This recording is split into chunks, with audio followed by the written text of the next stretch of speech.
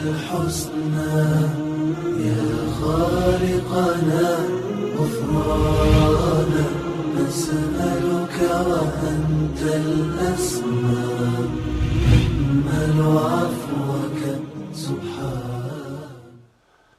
اعوذ باللہ من الشیطان الرجیم. بسم اللہ الرحمن الرحیم. الحمد للہ رب العالمین وصلی اللہ علی سیدنا محمد وآلہ الطیبین الطاہرین. اللہم صلی علی محمد وآل محمد سیما بقیت اللہ فی الارضین واللعن علی اعدائہم اجمعین. توحید کے حوالے سے گفتگو ہو رہی تھی اور توحید کے اس درس کا اور سبق کا عنوان ہے توحید کے مراتب. اور اس سلسلے میں پچھلے گزشتہ درس میں مختصراً توحید ذاتی کے حوالے سے گفتگو ہوئی، یعنی توحید کے مراتب میں سے سب سے اعلیٰ مرتبہ یہ ہے کہ خدا کی ذات میں وحدانیت کے قائل ہوں، خدا کی ذات میں توحید کے قائل ہوں. یعنی خدا صرف ایک ہے، نہ اس کا کوئی شریک ہے، نہ مددگار ہے، نہ کوئی کفو اور ہمسر ہے، نہ شریک حیات ہے. قل هو اللہ احد اللہ الصمد لم یلد ولم یولد ولم یکن له کفوا احد. یہ توحید کے اعلیٰ ترین مرتبے کی طرف اشارہ ہے. سورہ توحید ذاتی پر دلالت کرتی ہے. بس خدا صرف ایک ہے، اکیلا ہے، نہ اس کا کوئی شریک ہے، نہ ہمسر ہے، نہ کفو ہے، نہ اولاد ہے، ایک ہے اور اکیلا ہے. اس کی تھوڑی سی وضاحت کی ضرورت ہے. ایک ہے یعنی اکیلا ہے کہ معنی کیا ہے؟ اکیلا، وحدت. خدا ایک ہے یعنی واحد ہے. وحدت اور یکتائی سے مراد وحدت عددی نہیں ہے. وحدت کی دو قسمیں ہیں. ایک وحدت عددی ہے، عدد کے لحاظ سے تعداد کے حوالے سے ہم کسی کو ایک کہتے ہیں. ایک وحدت نوعی ہے، نوع کو مد نظر رکھ کر کہتے ہیں یہ ایک ہے. خدا کی وحدت، خدا کی یکتائی نہ وحدت عددی ہے نہ وحدت نوعی ہے. عرض ہوا کہ وحدت عددی نہیں ہے، یعنی جس کا ثانی یا ثالث ہو اسے وحدت عددی کہتے ہیں. وحدت عددی جس کے مقابلے میں 2، 3، 4 اور 5 اس طرح سے، اس کے مقابلے میں یہ واحد یکتائی کا قائل ہونا یہ معنی نہیں ہے. جس کا ثانی ہو یا ثالث ہو یہ وحدت مراد نہیں ہے. توحید خدا سے مراد، توحید ذاتی سے مراد یہ وحدت مراد نہیں ہے، وحدت عددی مراد نہیں ہے. چنانچہ قرآن مجید میں بھی سختی کے ساتھ خداوند متعال کے بارے میں وحدت عددی کے قائل ہونے سے منع کیا گیا ہے. مسلمانوں کو اور خدا پر عقیدہ رکھنے والے مومنین سے کہا گیا ہے خدا کی وحدت اور یکتائی وحدت عددی نہیں ہے. اگر کوئی خدا کو ایک مانے لیکن وہ وحدت عددی مانے تو یقیناً یہ توحید نہیں ہے، یہ شرک ہے، یہ کفر ہے. چنانچہ قرآن مجید میں ارشاد ہو رہا ہے لَقَدْ كَفَرَ الَّذِينَ قَالُوا إِنَّ اللَّهَ ثَالِثُ ثَلَاثَةٍ. یہ وحدت عددی کو صریحاً بیان فرما رہا ہے خداوند متعال آیہ مجیدہ میں. إِنَّ اللَّهَ ثَالِثُ ثَلَاثَةٍ. خدا 3 میں تیسرا ہے. ایک وحدت کے قائل ہیں لیکن کہتے ہیں 3 میں تیسرے کا نام خدا ہے.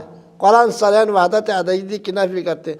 اگر کوئی خدا کی یکتائی اور وحدت عددی کے معنی میں اگر خدا کو ایک مانے، اکیلا مانے، یکتا مانے تو اس کا ایمان کامل نہیں ہے، بلکہ وہ کافر ہے، مشرک ہے۔ لقد کفر الذین قالوا ان اللہ ثالث ثلاثہ، یقیناً ان لوگوں نے کفر کیا اور خدا کا انکار کیا۔ کن لوگوں نے؟ جو یہ کہتے ہیں ان اللہ ثالث ثلاثہ، خدا تین میں سے تیسرا ہے، جبکہ خدا تین میں سے تیسرا نہیں۔ خدا کے لیے دو، تین، ثانی، ثالث معنی نہیں رکھتا، اس لیے کہ خدا کی یکتائی واحد عددی نہیں ہے، لہذا خدا کو یکتا ماننا، واحد ماننا، اکیلا ماننا، اگر واحد عددی مقصود ہو تو یہ وحدت تو ذات الہی میں توحید یہ نہیں ہے، بلکہ یہ ایک لحاظ سے کفر اور شرک ہے، جس طرح مسیحی قائل ہیں۔ اسی طرح اللہ کی وحدت، جب ہم یہ کہتے ہیں خدا ایک ہے، خدا واحد ہے، خدا کی وحدت اور یکتائی نوعی بھی نہیں ہے، یعنی یہ بھی نہیں کہا جا سکتا کہ خدا مخلوقات میں سے ایک ہے۔ مخلوق ایک نوع کا نام ہے، مخلوق میں انسان، جنات سب شامل ہیں۔ یہ کہیں کہ خدا ایک ہے لیکن خدا کی وحدت نوعی ہے، یعنی وحدت نوعی ہے۔ اگر کوئی یہ کہے تو جس طرح وحدت عددی کے قائل ہیں، جس طرح مسیحی وحدت عددی کے قائل ہے، مسیحیت جس طرح مسیحی وحدت عددی کے قائل ہونے کی بنیاد پر کافر ہے اسلامی تعلیمات کی روشنی میں، قرآن کی صریح آیت کی روشنی میں، اسی طرح اگر کوئی مسلمان یا کوئی انسان وحدت نوعی کے قائل ہو جائے خدا کے لیے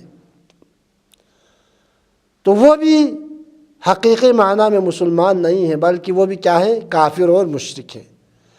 لہذا اللہ کی وحدت نہ وحدت عددی ہے، یعنی جس کا ثانی اور ثالث ہو، اور نہ وحدت نوعی ہے، یعنی یہ بھی نہیں کہا جا سکتا کہ خدا مخلوقات میں سے ایک ہے، بلکہ خدا ایک ہے، خدا اکیلا ہے، خدا احد ہے، خدا صمد ہے، خدا لم یلد ولم یولد ہے، خدا اللہ ہے، احد ہے۔ اس کا معنی یہ ہے، خدا واحد ہے اور احد ہے کا صحیح معنی یہ ہے کہ خدا ایسا واحد ہے کہ کوئی چیز اس کی مثل اور شبیہ نہیں ہے، اور خدا ایسا واحد ہے جس کو وجود، عقل اور وہم و خیال میں تقسیم نہیں کیا جا سکتا۔ ہر قسم کے تقسیم سے، ہر قسم کے فکر میں آنے والی چیز خدا نہیں ہو۔ ہم توحید کے تو قائل ہیں، کہیں ایسا نہ ہو ہم توحید عددی کے قائل ہوں، جس طرح مسیحیت قائل ہو گئے ہیں، کہیں ایسا نہ ہو ہم خدا توحید نوعی کے قائل ہو جائے، یعنی اپنی ذہن میں تصویر ہم بنائیں اور اس کو خدا مانیں۔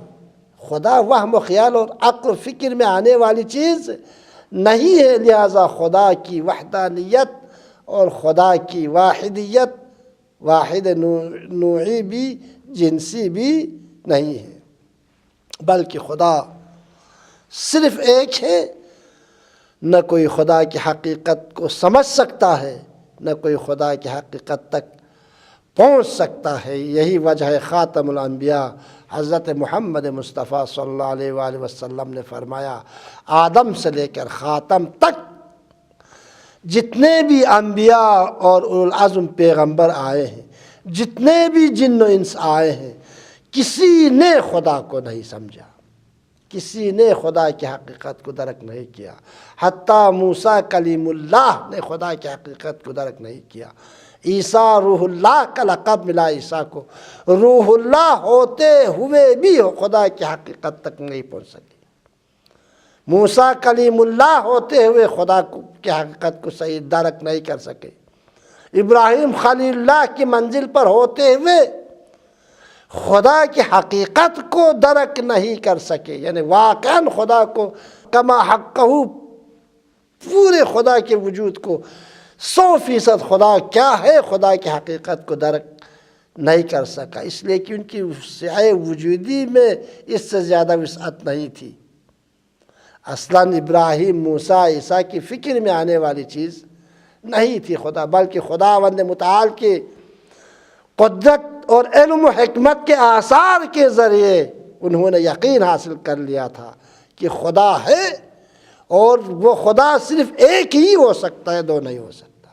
پیغمبر خاتم نے فرمایا اگر خدا کو پہچانا ہے حقیقی معنوں میں تو میں نے اور علی ابن ابی طالب نے، اور اگر مجھے پہچانا ہے حقیقی معنوں میں کسی نے تو خدا اور علی ابن ابی طالب نے، اور اگر علی ابن ابی طالب کو اگر کسی نے پہچانا ہے تو صرف میں نے اور خدا نے، اس کے علاوہ کوئی ہم تینوں کی حقیقت کو درک نہ کر سکا ہے اور نہ کر سکتا ہے قیامت تک آنے والی مخلوقات۔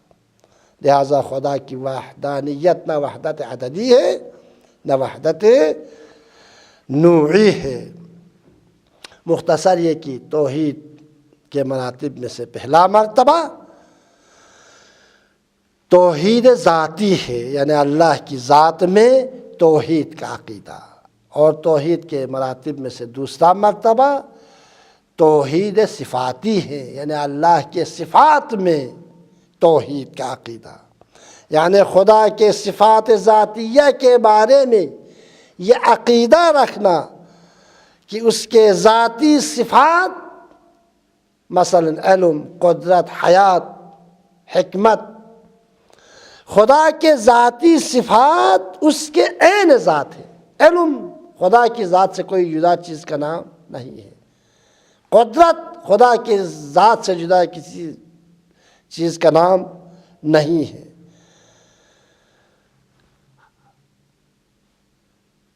کیوں؟ اگر ذات اور صفات خدا کے صفات اس کے عین ذات ہیں، ناممکن ہے، محال ہے خدا کا علم خدا سے جدا ہو، خدا کی قدرت خدا سے جدا کوئی اور چیز ہو۔ کیوں؟ اس لیے کہ اگر ذات اور صفت الگ ہو گئی تو اس سے خدا کا مرکب ہونا لازم آتا ہے، ترکیب لازم آتا ہے خدا کی ذات میں۔ خدا دو چیزوں کا نام ہے، ایک ذات خدا اور دوسرا صفات خدا، ان دونوں کے مجموعے کا نام خدا۔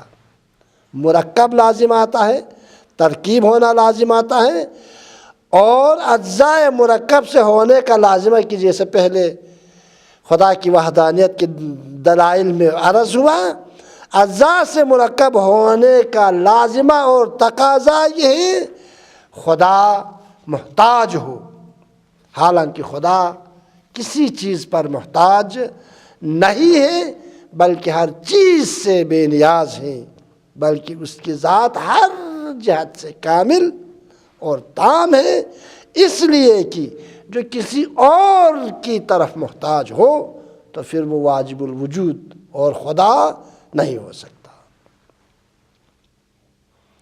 یہ ایک نکتہ۔ اور اسی طرح اگر خدا کی صفات ذاتیہ ذات سے الگ ہوگی تو اس کا لازمہ یہ ہے خدا کی ذات صفات کمالیہ سے خالی تھی، اس کا معنی یہ ہے کہ تو پھر خدا ان صفات کی طرف محتاج ہوگا، اور جو صفات کی طرف محتاج ہو وہ خدا اور غنی بذات نہیں ہو سکتا۔ انسان کی عقل اس بات کو قبول نہیں کرتا، جو خود محتاج ہو کسی اور چیز کی طرف وہ غنی بذات اور خدا نہیں ہو سکتا، بلکہ وہ ممکنات میں سے ہے اور غنی بذات کا محتاج ہے۔ لہٰذا اللہ کی توحید کے مراتب میں سے ایک اور مرتبہ یہ ہے کہ اس سے صفات کی نفی کی جائے، بلکہ یہ کہا جائے خدا کی صفات عین ذات ہے، علم عین ذات خدا ہے، قدرت عین ذات خدا ہے، اور ہر قسم کی صفات کو خدا کی ذات سے نفی کی جائے۔ یہ توحید در صفات کا معنی اور صفات کو عین ذات سمجھنا چاہیے، اس لیے کہ عقل یہ گواہی دیتی ہے کہ ہر صفت اور موصوف مخلوق ہے، صفت اور موصوف مخلوق ہے، اور ہر مخلوق یہ گواہی دیتی ہے کہ اس کا کوئی خالق ہے۔ صفات بھی مخلوق ہے اور موصوف بھی مخلوق ہے، اور ہر مخلوق جس قسم کا بھی مخلوق ہو، ہر مخلوق یہ گواہی دیتی ہے کہ اس کا کوئی خالق ہے جو صفت اور موصوف نہیں ہے بلکہ مافوق الصفت اور موصوف ہے۔ چنانچہ امیر المؤمنین علی بن ابی طالب علیہ السلام نہج البلاغہ کے خطبے میں ارشاد فرماتے ہیں، اول عبادت اللہ معرفتہ،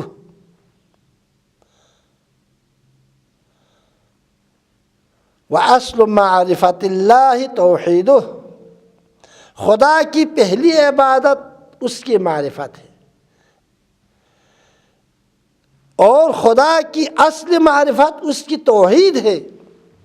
وَنِظَامُ تَوْحِيدُ اللَّهِ نَفْيَ الصِّفَاتِ عَنْهُ، وَنِظَامُ تَوْحِيدُ اللَّهِ نَفْيَ الصِّفَاتِ عَنْهُ، اور اللہ کی توحید کا نظام یہ ہے کہ اس سے صفات کی نفی کی جائے۔ کیوں؟ بشہادت العقول، کیونکہ عقلیں یہ گواہی دیتی ہے، ان کل صفت و موصوف مخلوق، عقل انسان اگر اپنی تھوڑی سی دقت کرے، فکر کرے، غور کرے، تو خود انسان کی عقل یہ گواہی دیتی ہے کس بات پر؟ اس بات پر کہ ان کل صفت و موصوف مخلوق، ہر صفت اور موصوف مخلوق ہے۔ وشہادت کل مخلوق ان له خالق، اور ہر مخلوق یہ گواہی دیتی ہے کہ اس کا کوئی خالق ہے۔ انسان کی عقل یہ گواہی دیتی ہے کہ اگر خدا صفت اور موصوف کا مجموعے کا نام ہو تو وہ خدا نہیں ہو سکتا، اس لیے کہ صفت اور موصوف جو ہے وہ مخلوق ہے۔ انسان کی عقل اس بات پر گواہی دیتی ہے، اور ہر مخلوق گواہی دیتی ہے، یہ گواہی دیتی ہے کہ اس کا کوئی خالق موجود ہے، ایسا خالق لیس بصفت ولا موصوف، کہ جو صفت اور موصوف نہیں ہے۔ اس لیے کہ اگر صفت اور موصوف خالق ہوتا، صفت اور موصوف کے مجموعے کا نام خالق ہوتا، تو نفی صفات کی ضرورت ہی نہیں تھی خدا سے۔ لیکن عقل اس بات کو قبول نہیں کرتی کہ جس چیز پر بھی صفت صدقہ ہے، جس چیز پر بھی موصوف صدقہ ہے، عقل کہتی ہے یہ مخلوق ہے، ممکنات میں سے یہ واجب الوجود اور خدا اور خالق نہیں ہو سکتا، اللہ نہیں ہو سکتا، بلکہ یہ کیا ہے؟ مخلوق ہے۔ دوسرا مقدمہ یہ ہے کہ ہر مخلوق یہ گواہی دیتی ہے کہ اس کا کوئی خالق ہے، وہ خود بخود وجود میں نہیں آیا ہے،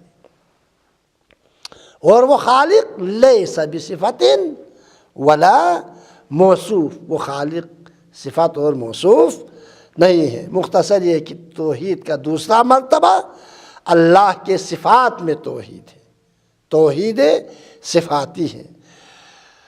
اللہ کے صفات میں توحید ہے، یعنی اس بات پر عقیدہ رکھنا کہ خدا کے صفات عین ذات ہے، اس کی ذات سے جدا کوئی الگ سی حقائق نہیں ہے، لہذا مختلف قسم کے اوصاف کو، مختلف قسم کی صفتوں کو اللہ سے جدا کرنے کا نام صفات میں توحید کہتے ہیں، توحید در صفات کہتے ہیں، اور صفات میں توحید کہتے ہیں۔ خدا کے صفات اور اوصاف اس عین ذات ہیں، اور کوئی صفت خدا کی ذات سے جدا نہیں ہے، اسے صفات میں توحید کہتے ہیں۔ اور توحید کے مراتب میں سے تیسرا مرتبہ الوہیت میں توحید ہے، الوہیت میں توحید۔ چنانچہ قرآن مجید میں ارشاد ہوا ہے، متعدد آیات میں یہ جملہ تکرار ہوا ہے، وَإِلَٰهُكُمْ إِلَٰهٌ وَاحِدٌ لَا إِلَٰهَ إِلَّا هُوَ الرَّحْمَٰنُ الرَّحِيمُ، تمہارا خدا ایک ہی خدا ہے، اس رحمان الرحیم خدا کے علاوہ اور کوئی خدا نہیں ہے۔ اللہ اور الوہیت صرف ایک ہے، لہٰذا توحید کے مراتب میں سے ایک مرتبہ الوہیت میں توحید ہے، اور توحید کے مراتب میں سے ایک مرتبہ ربوبیت میں توحید ہے۔ اہم مراتب میں سے، توحید کے درجات میں سے ایک اہم درجہ، توحید کے مراتب میں سے ایک اہم مرتبہ، توحید کے عقیدے میں سے ایک اہم عقیدہ ربوبیت میں توحید کا عقیدہ ہے۔ صرف ذات خدا کی یکتائی کا اقرار اور اس پر عقیدہ رکھنا کافی نہیں ہے، صرف اللہ کی صفات میں توحید کا عقیدہ کافی نہیں ہے، صرف الوہیت میں توحید کا عقیدہ کافی نہیں ہے، بلکہ ربوبیت میں توحید کا عقیدہ اور اس پر یقین حاصل کرنا اور اس پر یقین رکھنا بھی ضروری ہے، وَإِلَّا مسلمان کی توحید کا عقیدہ مکمل نہیں ہے۔ لہٰذا توحید کے مراتب اور درجات میں سے ایک اہم مرتبہ اور ایک اہم درجہ ربوبیت میں توحید ہے، اس لیے کہ عالم کو خلق کرنا خدا ہی سے مخصوص ہے، اور جیسا کہ عرض ہوا تمام ذاتیں، تمام مخلوقات، کائنات کا ذرہ ذرہ، تمام موجودات اسی کی خلق کردہ ہے۔ لہٰذا نظام جب وہی خالق ہے تمام کائنات کا، جب اسی نے تمام کائنات کو پیدا کیا ہے، جب اسی نے تمام ذاتیں اور مخلوقات کو پیدا کیا ہے، تو اس نظام ہستی کی تدبیر بھی اسی کے ہاتھوں میں ہونا چاہیے، مدبر بھی اسی کو ہونا چاہیے، اور اس کائنات کا صرف ایک ہی مدبر اور چلانے والا ہے، جس طرح ایک ہی خالق کو پیدا کرنے والا تھا۔ جب ایک ہی خالق اور ایک ہی پیدا کرنے والا اور ایک ہی خدا نے اس کائنات کو اور موجودات کو خلق کیا ہو، پیدا کیا ہو، تو عقل یہ کہتی ہے کہ اس کو چلانے والا، اس کا مدبر بھی ایک ہی ہونا چاہیے۔ دو مدبر عالم کے لیے، کائنات کے لیے نہیں ہو سکتے، تین مدبر محال ہے کائنات کے لیے، اس لیے کائنات کے نظام درہم برہم ہو جائے گا، کائنات کے نظام میں خلل آ جائے گا۔ لہٰذا جب ایک خالق کو جب مانیں، ایک خدا کو اب جب آپ مانیں گے، ایک خالق پر عقیدہ اور یقین حاصل کریں گے، تو خود بخود انسان کو یہ یقین حاصل ہو جاتا ہے اس کائنات کا رب، اس کائنات کا مدبر، اس کائنات کا چلانے والا بھی صرف ایک ہے، دو نہیں ہو سکتا، اور وہ خدا یکتا وحدہ لا شریک ہیں۔ چنانچہ قرآن مجید کی متعدد آیات میں خداوند عالم کے مدبر ہونے کو متعدد آیات میں خداوند متعال نے قرآن مجید میں بیان کیا ہے۔ چنانچہ فرماتے ہیں قل اغیر اللہ ربا وہو رب کل شیء، اے پیغمبر کہہ دیجئے، قل کہہ دیجئے حبیب، اغیر اللہ ربا، کیا خدا کے علاوہ کوئی دوسرا پروردگار اور دوسرا رب، دوسرا مدبر تلاش کروں؟ وَهُوَ رَبُّ كُلِّ شَيْءٍ، وحالانکہ وہ تمام چیزوں کا رب ہے اور وہ تمام چیزوں کا پروردگار ہے۔ اس پروردگار کے ہوتے ہوئے، اس مدبر کے ہوتے ہوئے، اس رب کے ہوتے ہوئے، اس نظام ہستی کے چلانے والے کے ہوتے ہوئے، کہ خدا کے علاوہ دوسرا پروردگار اور رب تلاش کروں؟ نہیں ہو سکتا۔ عقل اس بات کو قبول نہیں کرتی۔ اور دوسری آیت میں ارشاد ہو رہا ہے ارباب متفرقون، نہ ارباب متفرقون خیر، تھوڑی سی عقل سے کام لو۔